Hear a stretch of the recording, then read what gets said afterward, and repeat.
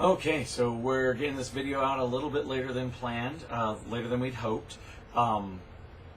This is for a number of reasons. September and August have shown to be very busy months for me, which is great, but it makes it harder to get to these little projects like this. In addition, I actually did some recordings for these, and I was doing them one at a time, and then I realized actually a lot of them fit into the category of what's known as differential reinforcement, which is a very excellent way to kind of basically, instead of just getting rid of or fixing the behavior, we replace the behavior. So differential reinforcement, you have two behaviors: the behavior that already was there that we don't want, and then we choose a behavior that's new that we do want, and we reinforce the new one and try not to reinforce the old one. So you replace the old behavior with this new one that's getting reinforced, and they eventually will choose it over the other behaviors. Now the kicker to this is the two behaviors cannot be compatible. For Meg and Lupe, you mentioned jumping up on people. That would be a calm state such as sitting. I actually talked about this in a number of my other videos, and I'm going to show some examples of it. Now also, Meg was mentioning one of her dogs is being aggressive, showing aggressive behaviors, particularly guarding behaviors towards the cat. Now, catching that one also means you got to be actually all of these, you kind of got to be very aware of the antecedents. Antecedents are everything that leads up to the behavior. It always goes antecedent, behavior, and then the consequence. So antecedent, behavior, consequence, A, B, C. It's always how it goes. Something leads up to the behavior itself, and then what happens after.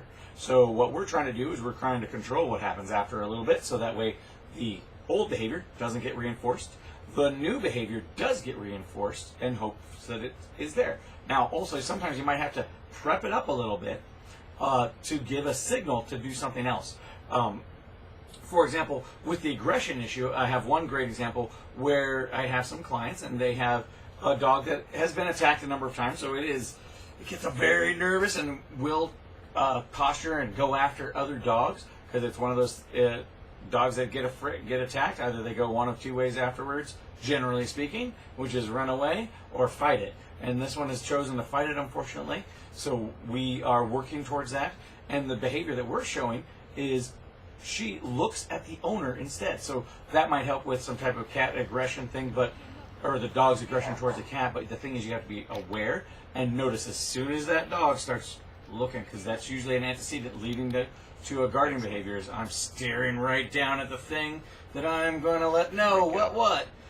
But you got to catch that, and then you have to tell it, hey, here's a new behavior. In the case of this dog, it's watch me, and the owners will actually ask the dog to watch me instead, so the dog gets rewarded for looking at the owner instead of the dog, because if it just stares down at the dog, the problem behavior is going to show up. So that's one way differential reinforcement can work. With the jumping, I have an example with a small child, kind of with the same thing, where this dog would love jumping up on the small child. We just ask them to sit, go into a calm state, reward the calm state, don't reward the problem behavior. Now also for like things that are coming up and going up towards guests, and as I reinforce the kitty to come up and make her presence known, because this is what she wanted, and so she's getting it. So as you can also use behavior. I teach target to all of my clients. Targeting is, for me, it's really anytime an animal touches a body part to something. With dogs, generally, I teach them to boop their nose right onto my hand, and you can use that to reorient them, look away from the problems. I did this recently with a puppy that we're just learning to walk. Every time it would go to start charging towards somebody, I would just say, instead, target, look at me, look at this thing, go do this instead. It's a behavior that didn't work with charging towards the person, so they had to choose between the two, and only one of them was getting reinforced. So that's how differential reinforcement works. It can work in a lot of different varieties, from just overall excitement to working towards fixing some aggressive behaviors by basically preventing the antecedents to lead up to that full-on behavior that we don't want.